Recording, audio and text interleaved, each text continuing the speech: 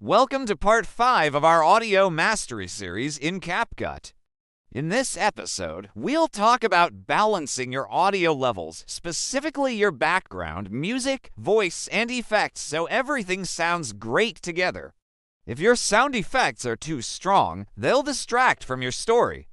And if your background music is too loud, people can't hear your voice. But if everything is balanced, then your background music, your voice, and your sound effects will work together in harmony to tell your story more effectively. Now let's see how to do this in CapCut. Step 1. Add all your audio tracks to the timeline.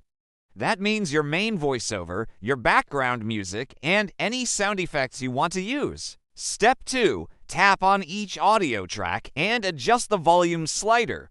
A good place to start is with your voice at 100%, background music between 15 and 25%, and sound effects between 50 and 70%. But remember, it depends on the effect. We can also add an on-screen meter to help us visualize the volume levels. So here's a quick tip for you. Voice should be clear, music should be soft, and SFX should be balanced. Step 3. Make sure to fade in and fade out your background music. You can do this by tapping the music clip and then use these buttons to adjust the fade in and the fade out. Always fade your music in and out because it helps avoid a harsh cut that might distract your viewer. And it's time for step 4. Now play your clip and listen carefully. While you're doing this, keep an eye on the levels of each track and adjust as needed. Your voice should always be clear. Your music shouldn't overpower your voice, but it should still support the mood. And your sound effects should add punch without being too sharp. This brings us to step 5. For professional results, use keyframes to change the volume at specific points.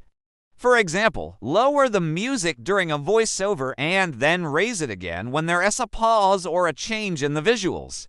You can easily do this in CapCut by tapping the plus button. And here's a quick recap of everything we've learned so far. First, import all your audio tracks.